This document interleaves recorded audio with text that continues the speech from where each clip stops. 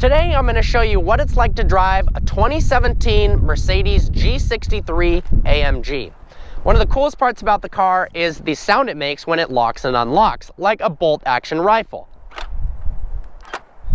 The doors are made out of galvanized steel, so when you shut them, it sounds like you're closing a vault. Let's go ahead and hop inside.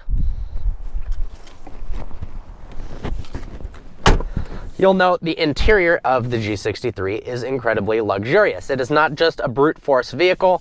We've got Napa leather, lovely quilted pattern. We've got 10-way adjustable seats. We've got a nice infotainment system, as well as a really impressive backup camera that I'll show you.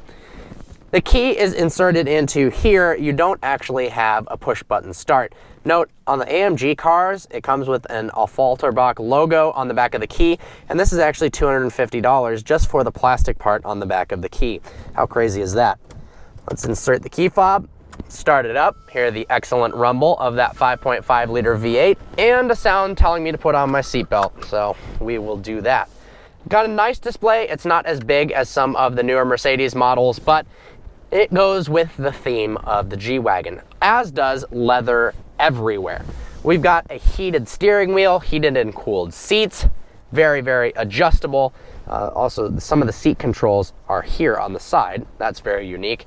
The emergency brake is covered in leather, as is everything else in the car. When we put it in reverse to activate the backup camera, check out the graphics here. Turn the steering wheel, you've got different drive lines, and you've got different viewing angles as well. Because it is so tall and the camera is mounted so high, you get a very cool angle of viewing when you're backing up. You've got locking differentials here for the front, center, and the rear. Very good for off-road use, not useful whatsoever for 99% of drivers of this vehicle who just drive it in downtown LA to go to yoga classes and shopping. It's snowing, so let's go ahead and turn on the windshield wipers by rotating the knob here. Very, very small windshield wipers. Oh, what is that? We've got one in the back as well, making an absurd amount of noise. Paddle shifters mounted on the steering wheel here for the 7-speed automatic. They respond very, very slowly. We've got different driving modes: comfort, sport, and manual.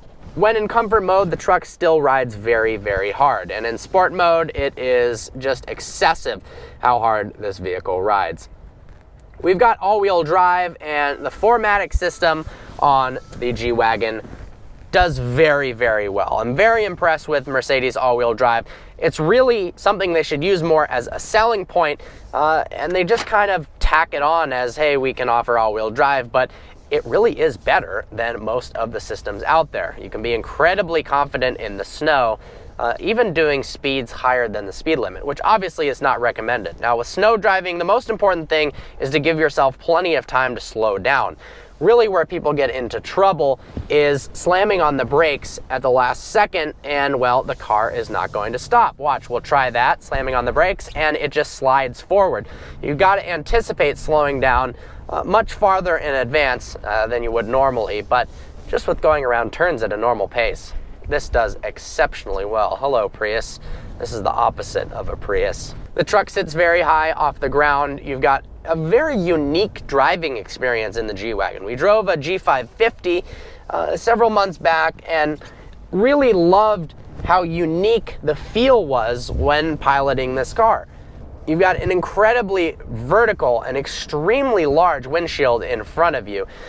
Everything is just squared off, and it gives you very, very good visibility, which would be helpful in off-roading or perhaps in the military. This was originally built in the late 1970s at the request of an Iranian monarch, and now they are available for civilian use. Clearly, I'm driving one. I'm not in the military.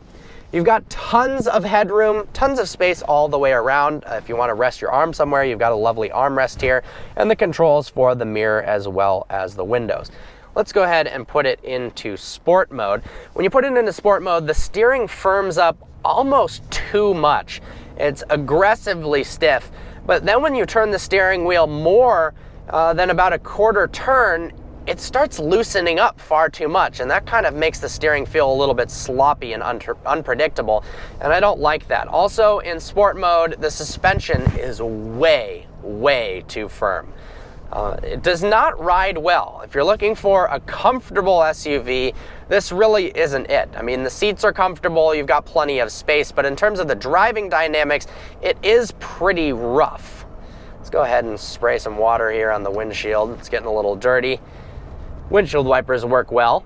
The G-Wagon has a tendency, and I really don't like this, to drift all over in between the lane. Even when you're just trying to go straight, it seems to swerve to the left and to the right, and that is very much exacerbated when you decide to floor it. And of course, with a twin-turbo 5.5-liter V8, making 563 horsepower and 551 pound-feet of torque, why would you not floor it? But you have to be careful when you do, to really pay attention, because the car does like to veer to the left and to the right kind of uncontrollably. The vehicle weighs just under 6,000 pounds, so it is pretty incredible that it can do 0 to 60 in under 5 seconds.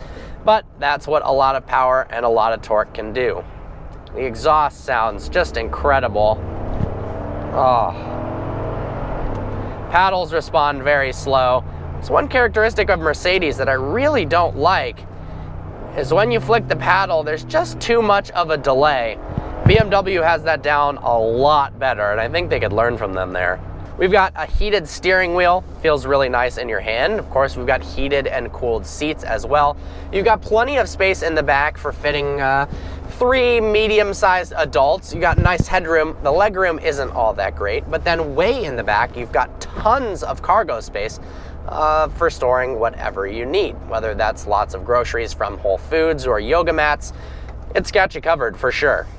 Maneuvering in parking lots, although this doesn't seem to be a large concern you would think for G-Wagons, you're going to be in parking lots a lot in Los Angeles and Rodeo Drive, so it is important to be able to maneuver well, and honestly, the turning radius is pretty bad.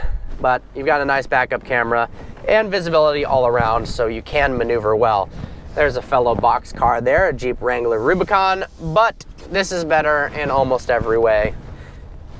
Although the Rubicon probably is better on intense off-road. This does have very short front and rear overhangs, so you can make really aggressive approach angles for rock crawling and going off-road, but chances are you will never do that. It is a very nice seating position in the G-Wagon. You can see over the hood very well, you're very high off the ground, and you pretty much feel invincible because this is such a large, heavy truck.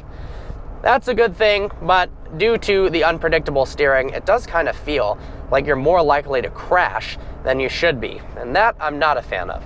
Turning indicators, you've got these giant pyramidal shapes on the top of the hood, which you can actually see when they're activated from the driver's seat.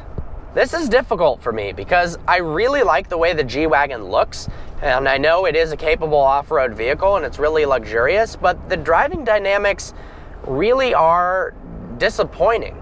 You know, when you drive a new Range Rover that's incredible on the off-road, it also still is really great at performing day-to-day driving tasks. But this, it just kind of feels too military, too rugged for being your average street vehicle. But aside from that, it looks incredible, it's luxurious, it's powerful, it's fast, it's capable in the snow.